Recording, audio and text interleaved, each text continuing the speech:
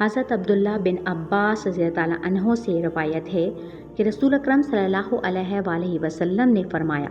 قبر میں مدفون مردے کی مثال بالکل اس شخص کی سی ہے جو دریا میں ڈوب رہا ہو اور مدد کے لیے چیخ و پکار کر رہا ہو۔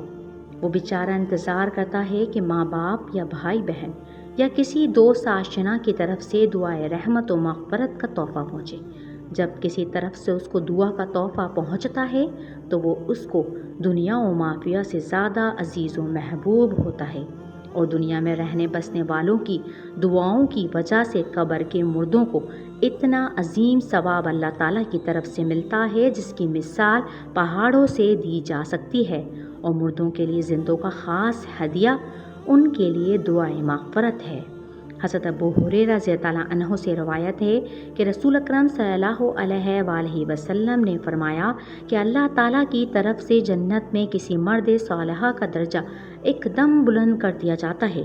تو وہ جنتی بندہ پوچھتا ہے کہ اے پروردگار، میرے درجے میں اور مرتبے میں یہ ترقی کس وجہ سے اور کہاں سے ہوئی؟ جواب ملتا ہے کہ تیرے واسطے تیری فلاں اولاد کے دعائے مغفرت کرنے کی وجہ سے۔ رسول اکرم صلی اللہ علیہ وآلہ وسلم نے فرمایا،